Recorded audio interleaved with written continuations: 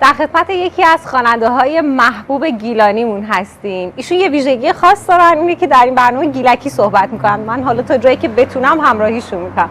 سلام آقای نیکرای عزیز، سالتون مبارک باشه. شیمی سال نشه مبارک بود. خیلی بده که در گیلان ویژگی خاص گیلکی صحبت کردن بود، ولی چشم. یعنی شما راحت باشید، شما اگه دوست دارید گیلکی صحبت کنید گیلکی صحبت کنید. من حالا تا جایی که بتونم باهاتون همراهی میکنم. من خوب راحت ترم که گیلکی صحبت کنم. بله بسیار هم عالی. انشالله که سال خوب و خوشی داشته باشید. آقای بهداشت نیکرای عزیز، خودتون رو برای مخاطبین مایاق معرفی میکنید. بله، من بهداشت نیکرا، خواننده گیلک. افتخار کنم که خواننده گیلکم. اصلا چی شد که خواننده شدید آقا؟ اما والا از وقتی که مرا یاد داره من خندیم. یعنی در سنین کودکی، در مهد کودک و مدرسه و همه جا خلاصه گروه سرود و درونیسه بوم، خندیم و معمولا هم تکخان گروه بوم، تا اینکه حتی به دانشگاه فکشه. دانشگاه درون عضو گروه موسیقی بوم، خواننده اوی بوم و بعد کم کم به کارهای خودم بساختیم. با آقای رضا سعیدی آشنا بودم و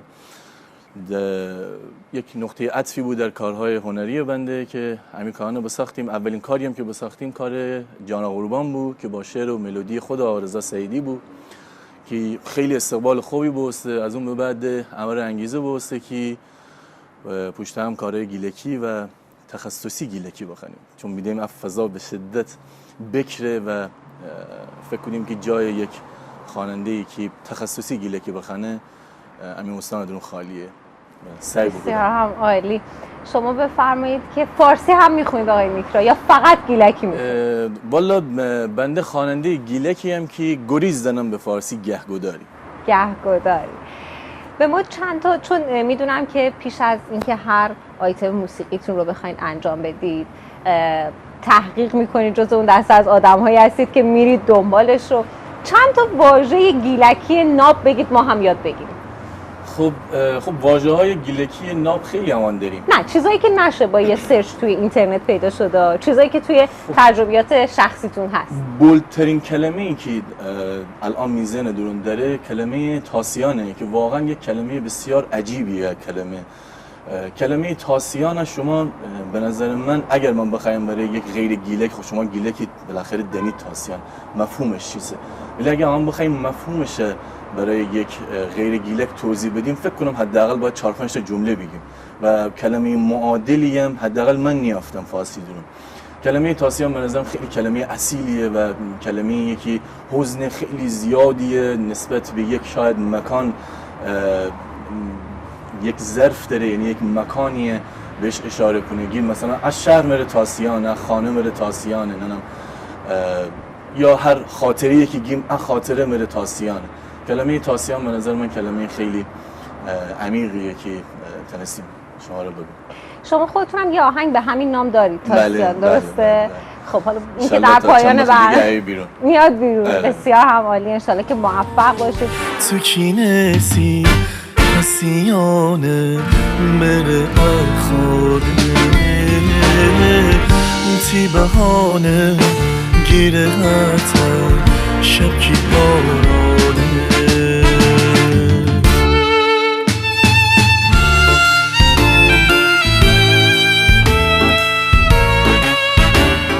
آقای نیکراه عزیز، ما با دوستان خودمون در برنامه مایاق، یعنی مخاطبین خودمون در برنامه مایاق خیلی صحبت کردیم در خصوص بحران کرونا. اینکه سالی که گذشت خب به هر حال سال خیلی سختی بود، ولی خب این بحران کرونا باعث شد که ما یه کوچولو خونه نشین بشیم و با دوستانمون صحبت می‌کنیم در خصوص اینکه تا چه اندازه میتونن بحران‌ها رو تبدیل به موقعیت و فرصت کنن. میخوام بدونم شما به عنوان کسی که بالاخره در عرصه هنری دارید فعالیت میکنید، شما چقدر تونستید از بحران کرونا برای خودتون موقعیت ایجاد کنید، موقعیت‌های مطلوب، کارهایی که در گذشته نمیتونستید انجام بدید و کرونا با تمام پیامدهای منفیش باعث شد که به اونها رسیدگی کنید؟ خیلی مقوله به نظرم ظریفی اشاره بکنید. ذات انسان وفق پذیریه به نظر من، با هر شرایطی تنه خوره وفق بده و شاید تو همون اوایل خب بله بنده دقیقاً قبل از عید 2 تا قرارداد داشتیم و اصلا همین برنامه و پلن هم بود که امسال اولین کنسرت بنده اجرا بوده و یعنی قرار بود که تا پاییز همین کنسرت بیه و بیشیم برای کارهای کنسرت کاراشم انجام بدهیم، ولی خب ده شما دنید همه کنسرتان و برنامه‌ها کنسل هسته. ولی وقتی که بسیم و در دوران قرنطینه من تا جایی که تنستیم کار بساختم با شاعرها و اساتید بزرگ کار بکودم. ها الان که شیمی ورژن نیشتم 4-5 تا کار آماده دارم که مترصد داریم که در مناسبت‌های مختلف پخش کنیم. قرار بود برای عید کاری بدارم، ولی خب شرایط مجاب نکوده که هماره بتونیم اون کار پخش کنیم، ولی انشالله در بزودی پشت هم کار بیرونه. چند تا صحبت بکنیم که انشالله بعد از کرونا کارهای اجراهای زنده بداریم و همینجور کاران. به نظر من یه کار شخصی هم دیگه هم دارم. خب من یک وجه صنعتی هم دارم. بله. در کارخانه کار کنم که او وجه خب همیشه دارم و اوی پرفشار نه و فعلا موازی با هم میتونید کار پیش ببرید. بله کاملا. بنده چند وجهی هم کاملا. بسیار این توانمندی شما رو میرسونه. یه مقدار تخصصی تر بریم به مقوله زبان گیلکی. خیلی وقتها پدرها یا مادرهای نسل جدید رو دارم میگم، دوره‌های خودمون، نسل جدید اجازه یادگیری زبان گیلکی رو به بچه‌هاشون نمیدن. میگن شما اگه گیلکی صحبت کنید ناخواسته اون لهجه رو برمی‌دارید. در این راسته یکم برامون بیشتر صحبت کنید تا شما صحبت کنید، من یه چایی هم براتون بریزم. شما لطف کنید. خیلی نکته خوبی رو گفتید. یعنی واقعا نکته یکی دغدغه بنده و به نظر من جزو نقاط ضعف و نقاط بد اما گیلکانه که خیلی ممنون که همین زبان انگار دوست نریمی. یعنی اگر کسی گیلکی صحبت بکنه گیمی مثلا طرف لهجه وسنه. من ایتا سوال از شما دارم، اگه گیلک نخواه لهجه گیلکی بداره کی بسی بداره؟ لهجه گیلکی زمانی بده که من بایم فارسی صحبت بکنم ولی با لهجه گیلکی صحبت بکنم. همون جوری که امان ایم انگلیسی صحبت کنیم، مثال خیلی فکر کنم نزدیکی است. وقتی انگلیسی صحبت کنیم کاملا همین تلاش کنیم که به لهجه خود امریکن یا بریتیش صحبت بکنیم و دقیقاً هوشن لهجه کپی بکنیم. پس وقتی هم که فارسی خواهیم صحبت بکنیم باید همین تلاش بکنیم که دقیقاً به لهجه فارسی صحبت بکنیم. وقتی هم گیلکی صحبت کردن داریم باید کاملا به لهجه زبان گیلکی با لهجه خودش صحبت بکنیم. خیلی به نظر من مهمه که امی پیروماران امر ولد امر یاد بدد. من جوری که گیلکی یاد بگیفتم همیشه نکته بیمی پیرومارا گفتیم که اوشن هم دقیقاً جزو هون اصلی بود که گفتید گیلکی صحبت نکن، امی امر فارسی صحبت کنید، ولی خودشان با هم گیلکی صحبت کنید. یعنی خیلی شاید تنز بود که امان پیرومار با هم گیلکی صحبت کنید و گردد به سمت زک یهو فارسی به انگار زنیم کانال گیلان زنیم به کانال تهران مثلا. و هم به نظر من یعنی من چیزی که گیلکی یاد بگیفتم کاملا از شنیداری بود، از می صحبت می پیرومار و از یک جایی خودم تلاش بکودم، شاید حدود 10 سال بود خودم تلاش بکودم و اصرار بکودم که می محاوره گیلکی بود. یعنی الان امان کار سر با هر گیلکی اولین صحبتی که کنیم یعنی گیلکی صحبت کنیم مگه اینکه طرف فارسی صحبت بکنه و من بدنم طرف متوجه نیبه، ولی شما من دنم که گیلکی کاملا متوجه بیشی، مخاطبانم که خب گیلکی متوجه بید، بس من چی میاره گیلکی صحبت کنم. بسیار همالی. من اگر گیلکی صحبت نمی‌کنم صرفا به این خاطر هستش که وقتی یک زبانی رو درست نمیتونی صحبت کنی بهتر هست که اصلا سکوت کنی و در مورد خب یک جای نقطه شروع به نظرم بسی بداره. بله چشم. الان این برنامه فکر کنم انگیزه ایجاد کنه که من از گیلکی آقای نیک افتخار می‌کنم که اگر انگیزش میدون ایجاد. بله حتما همینطور خواهد بود. آقای نیکرای عزیز، در منزل در زندگی شخصی خودتون با خانومتون گیلکی صحبت می‌کنید؟ والا می خانم بس شما می خانم اصالتا ترکه، ولی خب انا پیرومارم رشته درون بدون یا بمود و اصالتا اوشان خیلی جالبه. من به تمامی اقوام احترام نم و خیلی مرا چی نکته جالبی که داره با اینکه اصلا در گیلان به دنیا بمود و اصلا در گیلان رشد پیدا بکنید ولی خوشن خانه دونه خوشن امره حتما ترکی صحبت کنید. یعنی اصلا من نیدم که اصلا فارسی صحبت بکنید و جالبه می زمپرم می امره وقت خوشن امره ترکی صحبت کنید می امره که وگرده کاملا گیلکی صحبت کنید چون کاملا به زبان گیلکی مسلطه می امره گیلکی صحبت کنید. یعنی خیلی صحنه جالبیه و صحنه اگر بیدینیم ما مثلا 3 تا زبان زنده ایران در حال صحبت دو صحنه اگر بیدینیم. بسیار هم عالی، خیلی ممنون. چایتون رو میل بفرمایید، میریم برمیگردیم با ادامه برنامه در خدمتتون خواهیم.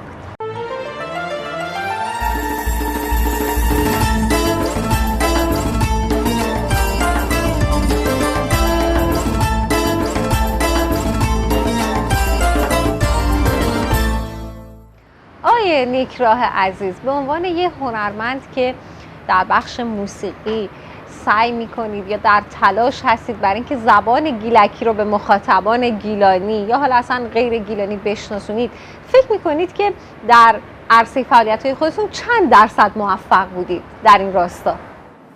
والا از زمانی که اما شروع بکنیم به گیلکی خواندن به همراه آرزای سعیدی که خیلی مشورت فدامره،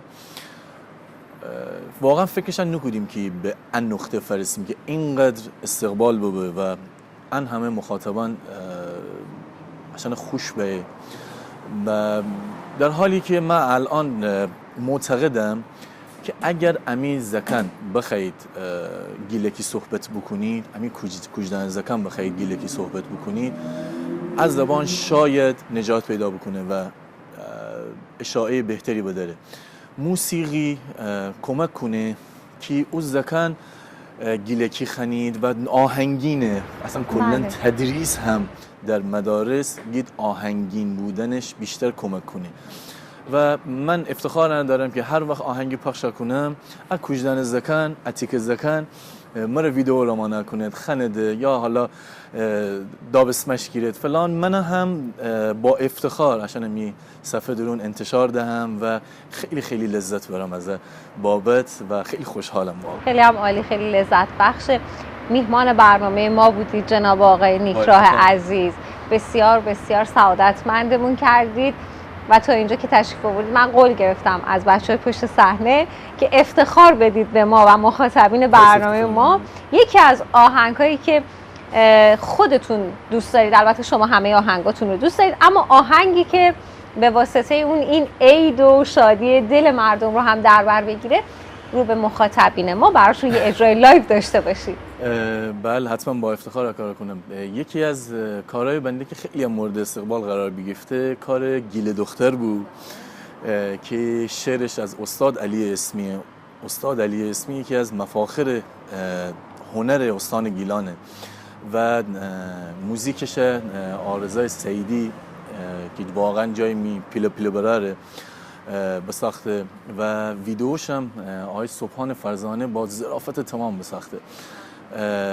اون شما رو اجرا کنم. خیلی هم عالی، خیلی هم عالی. بفرمایید.